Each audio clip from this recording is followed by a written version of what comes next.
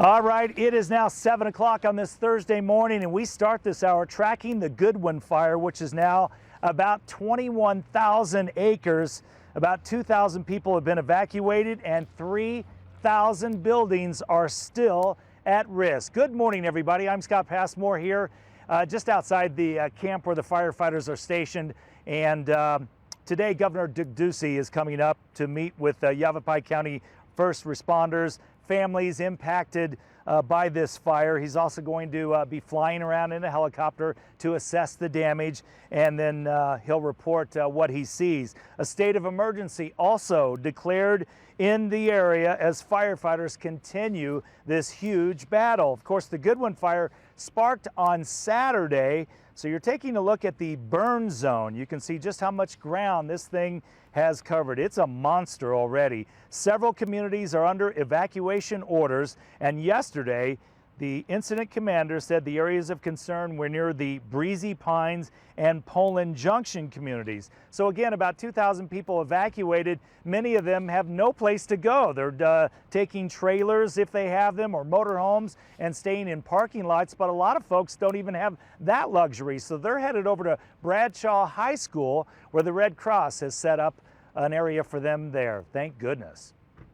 Inside these doors, dozens of families, people making the best of a bad situation, and it couldn't happen without the Red Cross and a lot of caring people. We're providing an overnight stay if they need it. We're providing 3 meals a day, and just because the people are not staying overnight doesn't mean they can't come here and join the shelter, get some of our service, have some meals, come out of the heat, get some drinks, and get some information. The pizza was outstanding. The fried rice was outstanding. We got a lot of people from Mayor here, good people, and it's comfortable. And it gets old, but it's still comfortable. I mean, it beats being down in Mayor right now. Others just hate being away from home. It sucks. It's boring. The food is good, and I am not one to sit around. I was raised on a farm, and I want to stay busy. And at home, I can do that. My dogs are in a kennel. They're having a fit because they've never been in a kennel. They've always been in a yard. And I just miss my house. I'd just like to put out a big word of thanks, law enforcement, firefighters, the American Red Cross, Emergency Animal Service. These people have been working 120%, and yeah, it's a little discouraging being removed from your home, but I really appreciate the amount of work and effort these people have put in. Gloria Hughes is all by herself and just hopes that somebody will see her on TV. I can't reach my neighbors because they evacuated before me, so I'm an orphan right now. If anyone wants to adopt me, give me a home. I do want to go back to Walker. I know you want to go home, but you're staying here, but you're concerned. Yeah, I'll be sleeping in my truck tonight. Oh, okay. But I'll be here tomorrow. Please come get me. Nancy, come get me, honey. I left it on her phone, but of course she had to evacuate. So unless she gets home, which is not a strong possibility if they still say you don't want you in Walker. Is your place okay?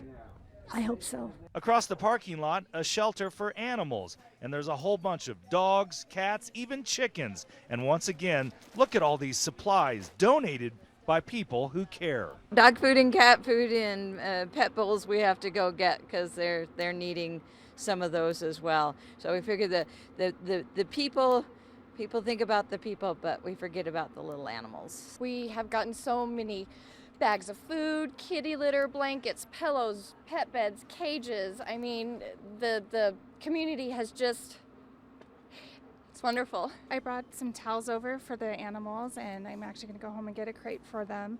I took some toiletries over for the shelter and some pillows and blankets and things. You got to help your community, and these people need it. I've actually been knocking on neighbors' doors, going to my works. I went to Kohl's and asked them to set up donation, and they're doing that with the employees. And they're contacting corporate and seeing if they can donate money or supplies. And I work at Nationwide Vision also, and all the employees are rallying, collecting supplies, and I'm going to go pick up tomorrow. It's so impressive when people are in need to see fellow Arizonans come forth like this. Well, what else do you do? Could have been you. Could be your family or friends. In fact, I do have friends being evacuated. So I've opened my door for people who needed to come to my house, or if they need to bring animals over or something.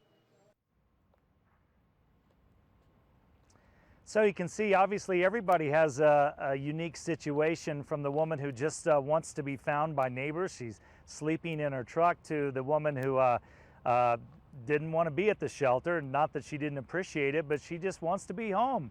And you can certainly understand that. But Kim, it just brings tears to your eyes when you see people rolling up and donating like they're doing. That's the amazing part of this story. But it's really calm out here. Let's hope it stays that way. True American spirit does come out for sure when you have friends, family, neighbors in need across the state because of disaster. We are looking at better weather conditions for crews on the fire lines of the Goodwin Fire. I want to show you, this is our GOES satellite, and over the past couple of hours, we've been able to pick up that plume of smoke, barely drifting off towards the east and northeast, so not as substantial of a flow of smoke into those other communities to the north like we saw yesterday. We're hoping that the winds are going to remain on the light side as what's in the forecast, so this smoke drift doesn't continue to increase.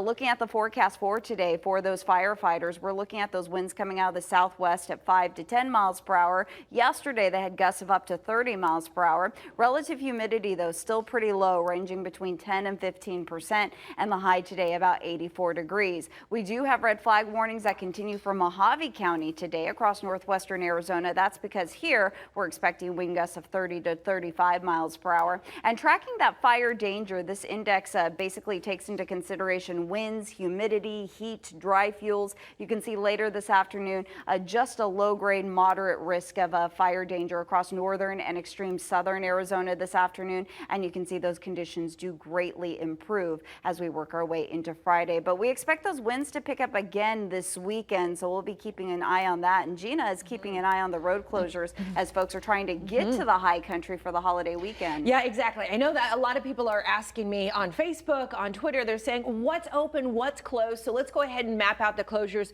as we do approach that holiday weekend. At this point, 69 is shut down, as we've been reporting this morning. Pretty good stretch from I-17 all the way up to the 169 junction there in Dewey. Want to mention to you that the 169 is open. They closed it for a short time yesterday, but it's open and your best alternate to get to Prescott. You can always take the back way into Prescott up through Wickenburg and then eventually access the 89. But I still think the 169, as long as it's open, is going to be your best alternate. Do want to mention also, too, that if you're going to head somewhere else besides Prescott, the rest of the freeways through the north part of our state are indeed open. So let's round things out here by bringing you to a live look at the State Route 69. The barriers are out there because that's exactly where it's closed there at the 169. And with that, we send it back to you, Scotty.